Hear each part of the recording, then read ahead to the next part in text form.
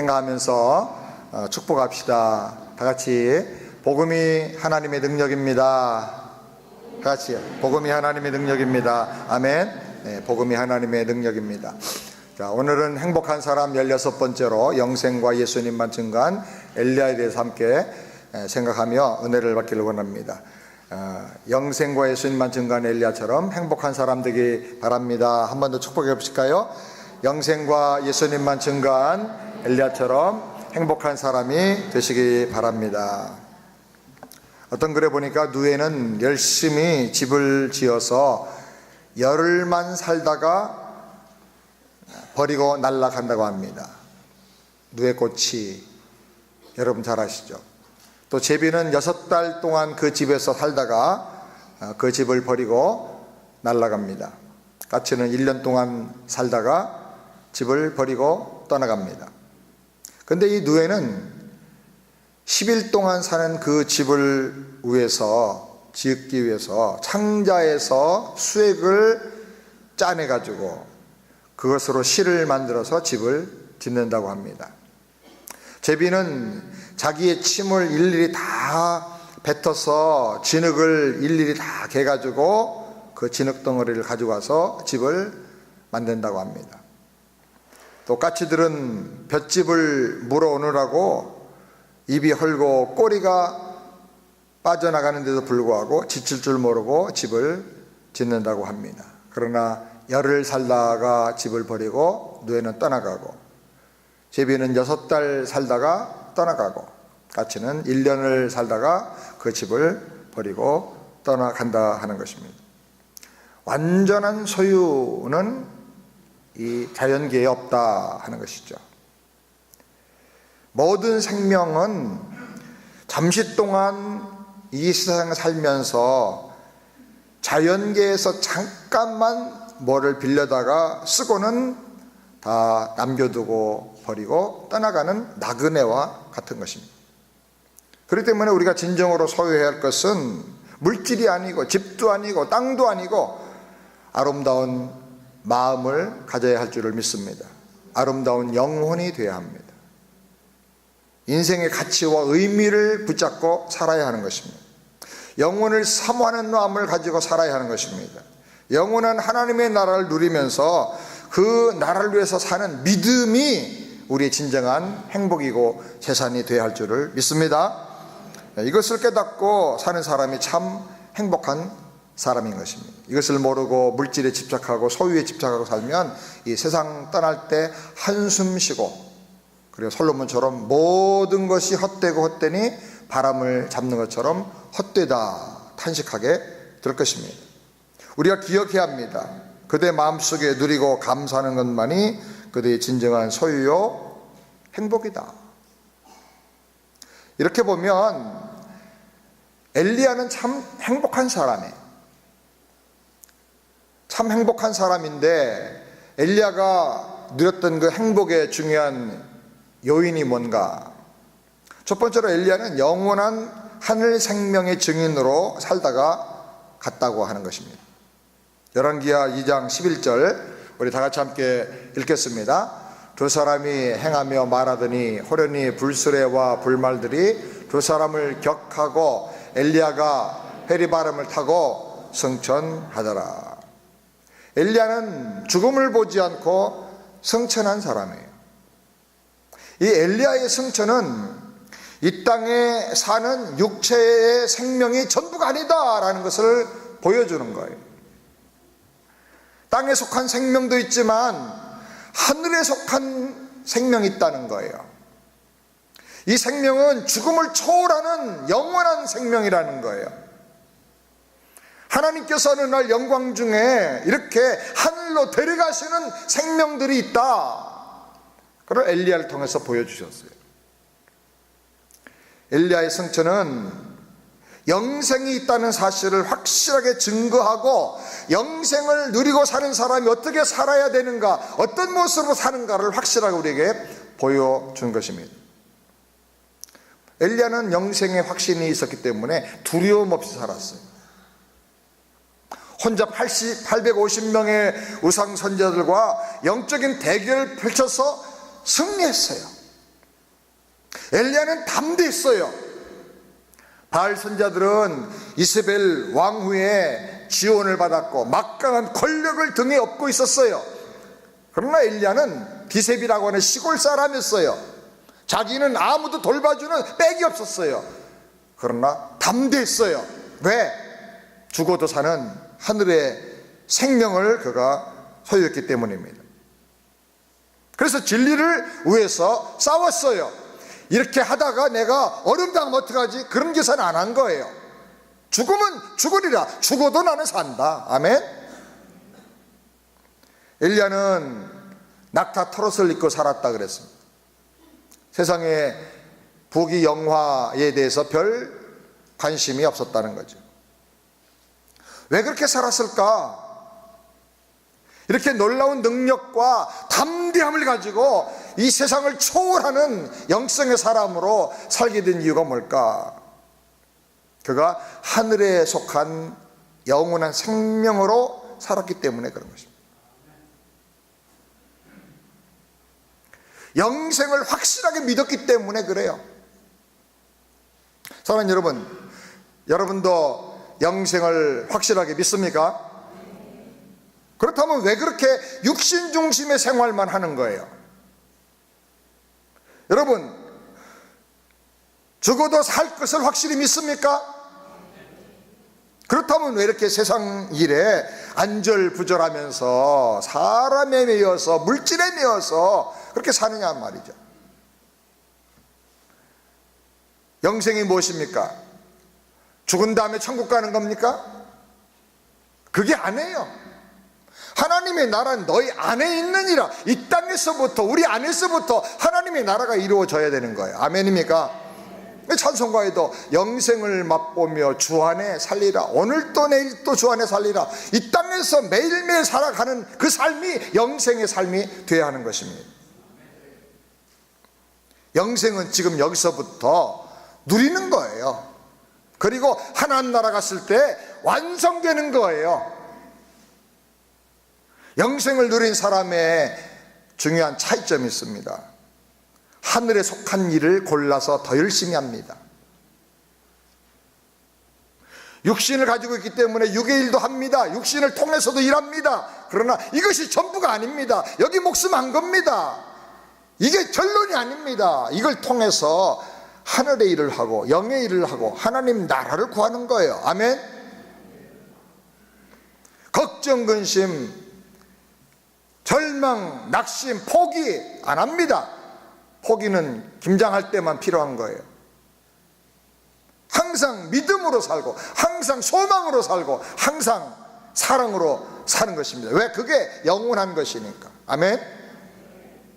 어떻게 하면 믿음을 격려하고 어떻게 하면 하나님의 약속이 소망으로 나타나게 할 것인가? 어떻게 하면 사랑으로 상대방을 세워줄 것인가? 어떻게 하면 영혼을 사랑해서 복음을 전할 것인가? 항상 이런 마음을 가지고 사는 것입니다. 왜냐? 이것이 영원하기 때문에 그런 것입니다. 사랑하는 우리 세안의 성도들은 다 이렇게 살아서 참된 행복한 사람들이 되기를 바랍니다. 두 번째로 엘리야는 예수 그리스도의 증인으로 계속 살고 있는 것입니다. 영광 중에 성천한 엘리야가 하늘로 가서 뭘 했을까? 엘리야가 하늘에 성천해 가지고 천상에서 한 일이 뭘까? 하는 일이 뭘까? 그냥 하나님만 찬양하면서 그냥 보낼까? 천국은 너무 지루하겠구나. 혹시 그런 생각을 안 해보셨어요? 근데 제가 깜짝 놀란 것은 천상에서 하는 여러 가지 일 중에 한 가지 중요한 일이 나타났어요. 그걸 엿볼 수 있는 하나의 창문이 하나 나타났어요. 그건 뭐냐면 성천한 엘리야가 잠깐 이 세상에 나타나서 자기가 하는 일 중에 가장 중요한 일을 보여준 거예요. 그것이 바로 누가복음 9장에 다 같이 함께 읽겠습니다. 누가복음 9장 시작. 문득 두 사람이 예수와 함께 말하니 이는 모세와 엘리야라. 영광 중에 나타나서 장차 예수께서 예루살렘에서 별세하실 것을 말씀하실 때 변화산에 모세와 엘리야가 같이 나타나서 예수님을 증거했다 그랬어요. 엘리야는 예수님의 증인으로서 변화산에 또 나타난 거예요. 내가 이 땅에 살았을 때 사는 이유가 바로 이거였다. 그 예수를 증거하는 거였다. 내가 천상에 가서도 하는 가장 중요한 일, 나의 가장 중요한 관심은 예수님을 증거하는 거다. 엘리야는 예수님을 증거했는데 어떻게 증거했습니까? 모세와 엘리야가 말하기를 예수님 예루살렘에 가서 죽으실 것을 같이 말했다 그랬어요. 다시 말하면 예수 그리스도의 십자가에 대해서 말한 거예요. 십자가의 구원 사건에 대해서, 십자가 복음에 대해서 말했다 그 말이에요. 누가복음 9장 35절부터 우리 다 같이 함께 읽겠습니다. 구름 속에서 소리가 나서 가로되 이는 나의 아들 곧 택함을 받은 자니 너희는 저의 말을 들으라 하고 소리가 그침에 오직 예수만 보이더라. 모세 율법과 엘리야 선지자가 대표하는 그 모든 선지자가 예언한 바로 그분이 바로 그 메시아가 예수님이다라는 거예요. 그리고 우리는 오직 예수님의 말씀만 들어야 된다는 거예요. 다른 것은 다 사라져야 되고 오직 예수만 보이는, 예수님만 나타나는, 예수님이 중심되는 그런 인생을 살아야 한다는 거예요. 여러분, 신앙생활은 쉽게 말하면 예수님만 보고 사는 거예요. 거기 구원이 있고 믿음 성장이 있고 거기 인생의 행복이 있고 거기에 신자의 사명과 승리가 있는 거예요. 오직 예수님, 그리고 예수님의 십자가를 평생 깊이 묵상하시기를 바랍니다. 제가 기도하는 것은 지금 1:1 양육 교제가 이제 어느 정도 보급이 되면, 또 그래서 전도 운동이 많이 일어나면, 그 다음에 십자가의 비밀, 책 제목은 투어 투 십자가, 십자가를 향한 투어 투 크로스, 십자가를 향한 여행, 순례라는 그런 책을 하나 더 지금 생각하고 있어요. 십자가의 비밀 12가지 이상 되는 그거를 쫙 이렇게 들춰내면 우리 삶이 얼마나 영적으로 더 풍성해질까, 그런 생각을 하게 돼요. 성경은 말하기를 믿음의 주요 온전케 하는 이인 예수를 바라보라 그랬어요. 바울은 말하기를 내가 이 세상의 모든 지식과 나의 가문과 로마 시민권과 그 많은 재산, 물려받은 유산도 다 배설물로 여기고, 화장실에 있는 그 더러운 거 있죠? 그걸로 여기고 오직 나는 그리스도와 십자가 외에는 더 알기를 원하지 않는다. 십자가를 더 알기를 원한다 그랬어요. 사랑하는 여러분, 믿음의 주님, 온전케 하는 이인 예수 날마다 바라보고 묵상하며 그분 의지하고 기도하고 살길 바랍니다. 예수님이 하라 그러면 하세요. 안 될 것 같아도 하나님이 해주세요. 아멘. 왜 하라고 하느냐? 우리 믿음을 키워주려고 하라고 하는 거예요. 되기 힘든 상황이라도 하라는 말씀이 오면 해봐요. 따지지 말고. 예수님이 믿고 가라 그러면 가봐요. 그러면 길이 열려요. 아멘.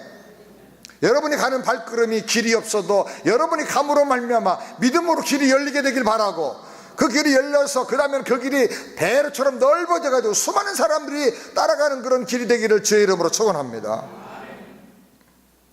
제가 지난 주말에 너무나 감사하고 감동적인 간증의 글을 하나 받았습니다. 여러분, 제가 잠깐 읽어드릴 테니 누가 저걸 보냈을까 추측하지 말고 그냥 글 내용에 은혜를 받았으면 좋겠어요. 목사님 항상 응원하고 있습니다. 짧은 간증 하나 드립니다. 아내가 작년 쿠바 단기 선교에서 큰 은혜를 받고 와서 선교지에 교회 세우는 운동에 동참하려고 하는 사명감을 갖게 되었습니다. 최근 필요한 돈 3만 불을 3년 안에 마련하려고 은행 계좌를 만들었습니다. 그런데 생활비를 줄이는 게 한계가 있어서 별도로 돈 마련을 위한 수단이 딱히 없어서 고민하는 중 월급 더 많이 주는 회사들을 알아봤습니다. 사실은 현재 다니는 회사가 저에게는 가장 이상적이고 주님이 인도하시는 곳이라 믿고 있습니다. 집에서 가깝고 정해진 일만 하니 스트레스가 없고 주 3, 4일은 집에 들어오게 되고 연봉도 5일 근무하는데 6만 5천 불 정도 되니까 괜찮은 편입니다. 무엇보다도 주일에 회사가 문을 닫으니 예배 드리는데 장애가 없습니다. 여기저기 오라는 데는 많으나 현재보다 많은 월급을 받으려면 주말에 일하는 게 불가피하고 주일날 오프를 약속받아도 그게 개런티 되는 게 아니어서 그냥 현지 회사에 있기로 마음을 정리했습니다.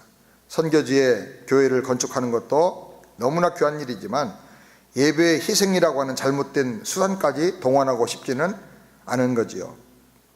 그런데 지난 주일 매니저가 연락을 했습니다.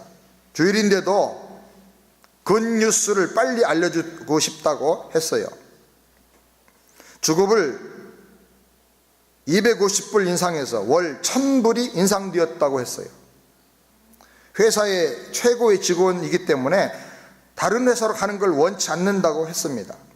제 입이 쩍 벌어졌습니다. 분명 제 작은 중심을 보시고 주님이 하신 일입니다. 1년 지나면 보통은 월 100불 정도, 많아야 200불 정도 인상되는 게 보통인데 특별한 일이 저에게 생겼습니다. 월 1000불 세금을 제하면 3년 후에 정확하게 3만 불이 됩니다. 나중에 제가 죽어서 주님 앞에 섰을 때 보고 드릴 건수가 생겨서 약간 흥분이 되기도 합니다. 주님이 하셨습니다. 목사님께는 알려드려야 할 것 같아서 드리는 글입니다. 교우들에게 알리는 것은 목사님 판단에 따르겠습니다. 그러나 이름을 안 바뀌었으면 좋겠습니다. 마지막 말 때문에 여러분에게 알려드립니다. 저는 이거를 읽으면서 참 이분이 하늘에 속한 자로 행복한 인생을 살고 있구나, 너무나 감사해요. 믿음으로 사니까 감사하고요, 선교를 위해서 살기로 마음을 작정한 것이 너무 감사하고요, 하나님께서 그 마음을 알아주시고 인정해 주셨으니까 얼마나 감사해요. 여러분, 예수를 증거하고 영혼들을 구원하려고 하면 하나님이 역사하세요. 아멘입니까? 모두가 이렇게 하나님이 알아주시는 행복한 삶을 살면서 예수 증거하며 살게 되기를 주의 이름으로 축원합니다. 그 다음에 세 번째로 엘리야는 더 나은 제자를 키워내므로 다음 세대를 준비한 사람입니다. 열왕기하 2장 9절 다 같이 함께 읽겠습니다. 건너매 엘리야가 엘리사에게 이르되 나를 내게서 취하시기 전에 내가 내게 어떻게 할 것을 구하라. 엘리사가 가로되 당신의 영감이 갑절이나 내게 있기를 구하나이다. 엘리야는 엘리사를 제자 삼아서 후계자로 키워냈어요. 이 엘리사는 엘리야의 능력이 갑절의 영감이 나에게 있기를 원합니다 라고 기도했어요. 그런데 하나님은 정말로 엘리사에게 갑절의 영감과 능력을 주셔서 엘리사 생애를 연구해 보면 엘리야 때보다 꼭 갑절의 기적이 나타나요.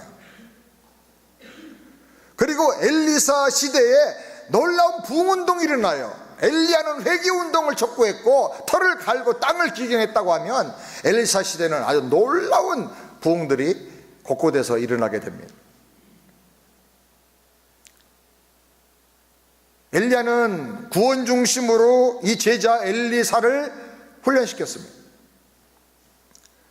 그가 승천하기 전에 뒤따라오는 엘리사를 데리고 함께 길을 갑니다. 갑절의 영감이 내게 있기를 원합니다 라고 할 때 엘리야가 엘리사에게 말하기를 나를 내게서 하나님이 승천해서 데려가기 전에까지 내가 그것을 보면, 나와 함께 있으면 그걸 보면 내가 너에게 그런 일이 있으리라 그랬어요. 이 말은 뭐냐면 철저하게 함께 하면서 보고 배우고 닮아가고 훈련받아야 그런 역사가 일어난다는 거예요.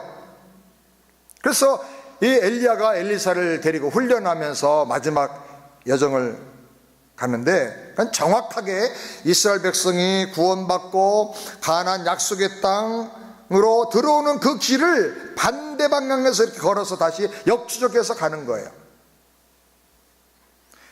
이 순례를 통해서 여기서 어떤 사건이 일어나고 여기서 어떤 하나님의 은혜가 임했는가를, 백성들이 어떻게 해서 하나님의 은혜를 받았는가를 상기시키고 가르치면서 그 길을 간 거예요.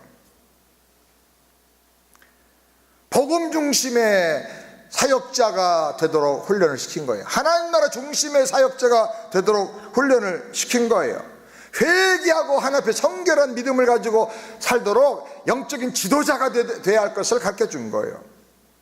그냥 단순한 종교 지도자가 아니라 어떤 지식적인, 어떤 직업적인 사역자가 아니라 하나님 나라를 세워나갈 수 있는 영적인 능력자가 되도록 훈련을 시켜준 거예요. 이번에 시카고 세계 선교대회에 갔다 왔는데 저를 비롯해서 모든 사람에게 요구한 강의 내용이 뭐냐면 4세대, 넥스트 제너레이션의 영적 리더를 우리가 어떻게 세울 것인가 하는 거예요. 지금 한국교회도 자꾸 줄어들어 가지고 한참 부흥할 때보다 이제는 75%, 70% 정도밖에는 안 남았어요. 사람도 적어지고 전도도 안 되고 믿다가 다른 종교로 간 사람도 많다 그러고 젊은이들이 다 떠나버리고 어린이들이 없어요.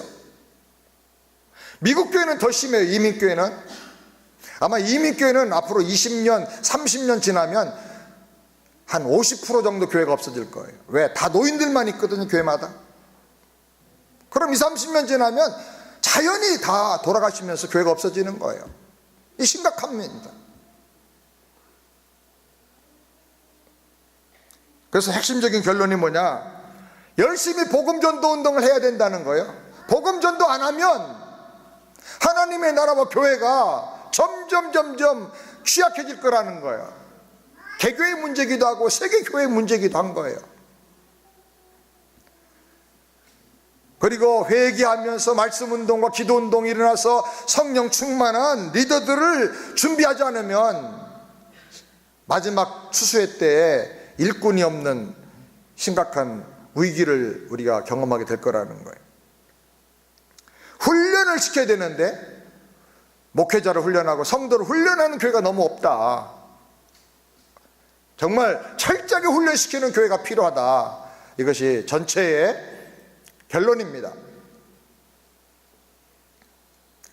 제가 여러분에게 말씀을 준비하는 중에 너무나 하나님이 딱 좋은 영상을 보내주셨어요. 한번 잠깐 보시죠. 개를 쩔쩔매게 만드는 닭입니다. 좀 크게 소리.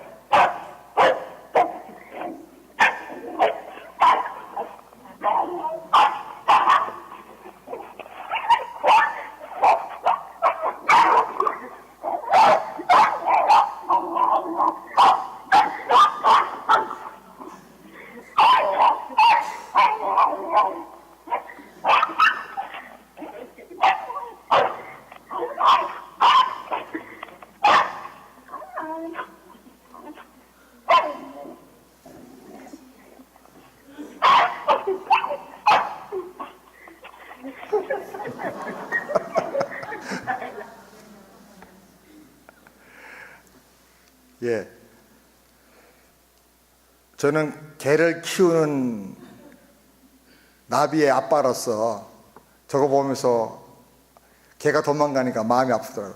조그만 강아지도요, 닭에게 달려들어서 닭이 도망갑니다, 대부분은. 근데 닭이 개를 이겨요. 닭이 왜 개를 이길까? 그 이유가 뭘까요? 다른 닭은 다 아닌데 저 두 닭은 개를 이겼어요. 그 이유가 뭘까요? 두 가지 이유가 있어요. 하나는 앞에 나오는 암탉은 새끼 병아리, 자기가 보호해야 될 생명이 있기 때문에 목숨 걸고 걔한테 달려드는 거예요. 우리가 영적인 사역을 하면서 한 사람 한 사람의 영혼을 내가 지켜야 될 생명으로 생각하면 목동이 강해지는 거예요. 목사가 강해지는 거예요. 사역을 해야 강해진다. 아멘? 이 생명을 보호하는, 생명을 구원하는 사역자가 되면 강해지는 거예요. 그러나 교회를 관리하는 싹군이 되면 약해지는 거예요. 돈 많이 준다고 하면 그리 가고, 조금 어려움이 있으면 그만둬버리고, 그렇게 되는 거예요. 또 하나, 두 번째 닭은 훈련받은 닭이에요. 이 닭은 싸움 닭이야. 그 생긴 게 뭐라고 그러죠? 투개, 싸우는 닭으로 훈련받았기 때문에 덩치 큰 개도 이기는 거야. 안 도망가. 계속 공격할 틈을 노리고는 아주 끝장을 보는 거죠. 꽤 큰 개인데도 도망가잖아요. 자, 훈련시키면 닭이 개도 이긴다. 야, 하나님이 오늘 메시지에 딱 맞는 영상을 저한테 보내셨어요. 제가 얼마나 마음에서 막 뜨거운 불이 일어나는지 몰라요. 저 영상 보면서. 우리 성도들이 훈련받으면요, 일당 백의 용사가 될 줄을 믿습니다. 그림 1:1 전도 양육 이 훈련을 우리 성도님들이 많이 받고 계시는데, 만나는 사람마다 다 놓치지 말고 복음 전도를 하자. 전도 시범을 보이고 내가 실습을 하면서 내가 훈련하면서 복음을 자꾸 나누는 것이니까, 믿는 사람도 나누면 믿음이 더 커지고 강해지니까 서로 교제하게 되고, 복음 안에서. 또 교회 다니지만 교회 다니는 사람 중에 예수 믿고 구원받은 사람이 어떤 교회는 반도 안 돼요. 교회 안에 불신자가 더 많아요. 구원에 확신 없는 사람들이 더 많아요. 영적 세계를 모르는 사람이 더 많다고요. 그러니까 교회 안에 있어도 복음을 자꾸 전해줘요. 그래서 복음으로 말미암아 교제하고, 복음으로 말미암아 치유받고, 복음으로 말미암아 더 위로받고, 복음으로 말미암아 거듭나는 역사가 일어나야 되는 거예요. 아멘. 그래서 그렇게 훈련하고 자꾸 복음을 전하게 합니다. 우리 집사님들이요, 한국에서 방문한 장로님인데도 불구하고 장로님 권사님 만나서 실습한다고 복음을 전했는데 그 장로님이 거듭나 버렸어요. 죄송합니다. 우리 곽유선 목사님 사모님도 목사님 사모님이고 목사님의 딸이에요. 교회에서 굉장히 모범적이고 좋은 신앙의 생활을 했던 분이에요. 근데 그림 1:1 전도 양육 세미나 훈련에 와가지고 두 번째 시간에 집사람이 옆에서 실습하는데 잠깐 파트너로 나오라고 해서 앞에 나와가지고 복음 전도하는 실습을 쭉 하는 중에 그냥 파트너로 나왔어요. 불신자 역할만 하는 거예요. 그런데 하나님의 성령이 말씀과 임해가지고 막 거기서 깨지고 울고 변화가 되고 복음의 능력을 체험하게 되고, 그러고 나가서 애기 업고 다니며 전도하는 거예요. 그걸 보고 우리 곽유선 목사님이 같이 은혜를 받아버렸어요. 훈련 받아야 세상을 이기고 마귀를 이길 수가 있는 거예요. 아멘. 그래서 차세대의 앞으로 미래를 생각하면 우리 젊은이들을 훈련시키고 우리 자녀들을 훈련시키고, 그리고 우리 목회자들도 훈련을 자꾸 받아야 돼요. 저는 신학교 나온 다음에 저를 훈련시켜주는 선배 목사님을 못 만났어요. 불행하게도. 그래서 그냥 그동안에 40년 동안에 목회하면서 좌충우돌 막 얼마나 많은 훈련과 연단을 받았는지 몰라요. 훈련 안 받으면 연단을 받게 되는 거예요. 생활 속에서 연단은 너무나 힘들고 아프고 깨져나가고 터져나가요. 훈련을 받으면 연단이 줄어들어요. 여러분, 제자훈련도 곧 시작이 되고 양육반도 시작이 되고 하는데 폰만 잡지 말고 훈련 받으십시오. 네? 내 속에 믿음이 얼마나 들어가 있는지는 내가 알잖아요. 그러면 훈련받고 영적으로 다듬으세요. 그러면 내 안에 충만한 능력이 임하고 행복이 넘치게 돼요. 그리고 우리 집안과 우리 자녀들과 교회가 반세반석 위에 든든하게 설 줄을 믿으시기 바랍니다. 네 번째로, 엘리야는 백성들의 고통과 저주의 근본 원흉을 제거한 사람입니다. 엘리야를 본 아합이 말합니다. 열왕기상 18장 17절 우리 다 같이 함께 읽겠습니다. 열왕기상 18장 17절 시작. 이스라엘을 괴롭게 하는 자여 너냐? 아합이 엘리야를 보고 너 때문에 이스라엘 백성들이 괴롭다고 말했어요. 엘리야, 너만 조용하면 백성 전체가 다 왕인 나를 따라와서 바알을 숭배하든 아세라를 숭배하든 편안하게 살 텐데 너 때문에 이 백성들이 고생한다는 거예요. 인간의 눈으로 보면 그게 맞는 말이에요. 갈매산에 온 백성이 다 소집을 당하지 뭐 이러지 회개하라고 그러지. 그러니까 백성들이 괴로운 거죠. 근데 엘리야가 말합니다. 18장 18절 다시 읽겠습니다.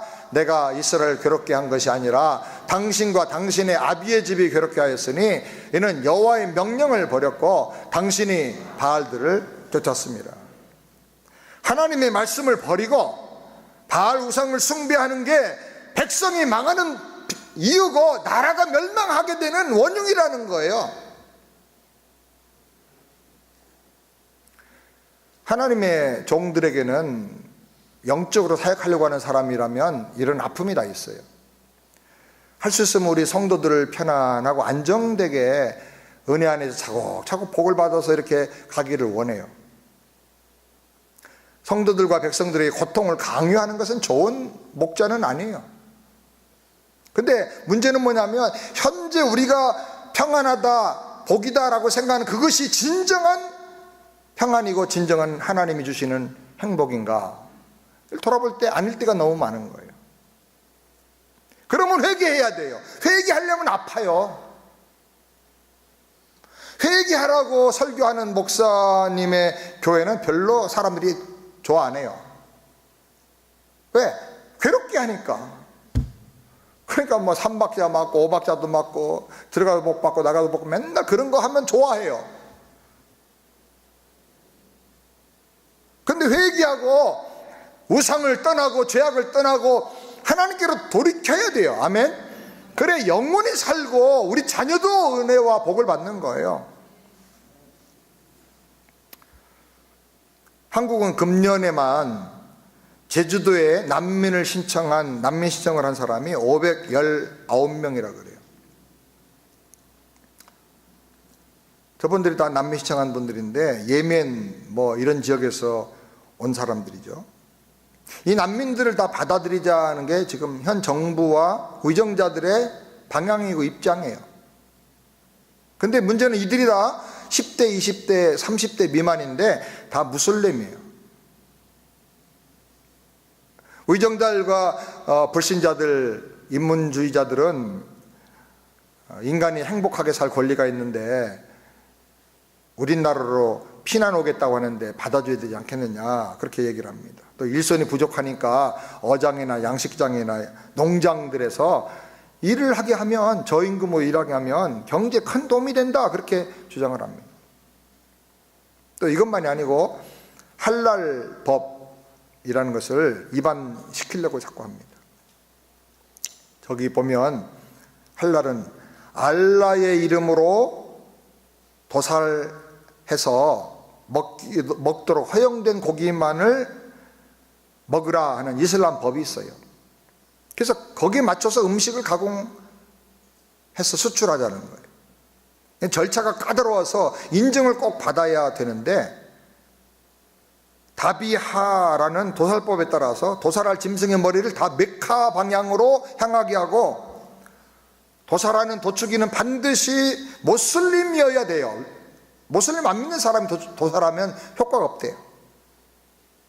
그리고 짐승을 거꾸로 매달아 목을 따면서 의식을 행하는데 알라 아크바르라고 이 기도문을 기도하고 외친 다음에 이 짐승을 잡아야 되는 거예요.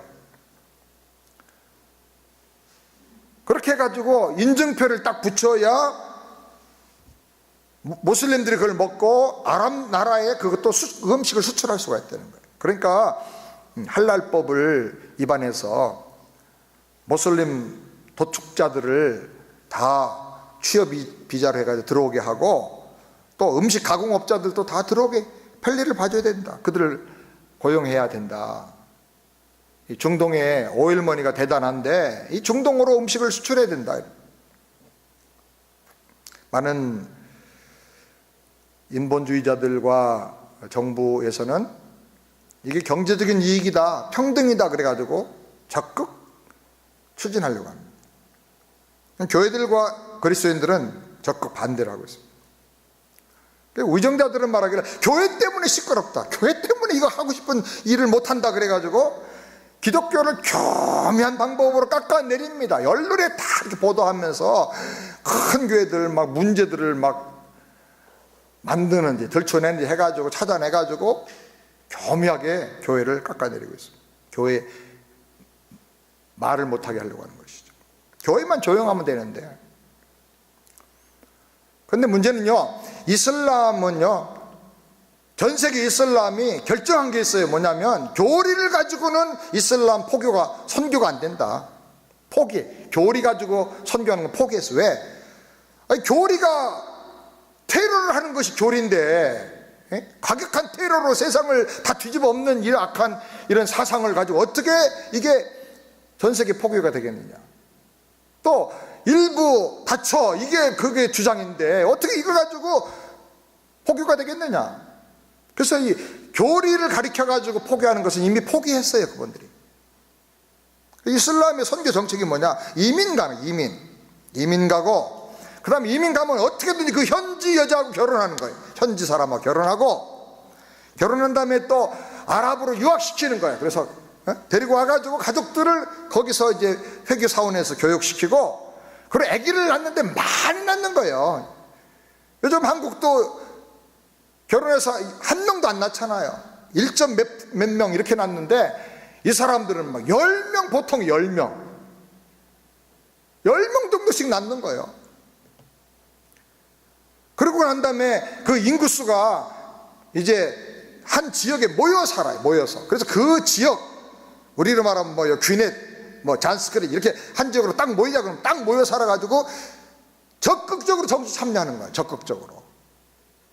그러면 한 10% 정도만 돼도요, 이게 정치적인 파워가 얼마나 센지 주지사 막 자기들이 다 뽑는 거예요. 그 지역구가.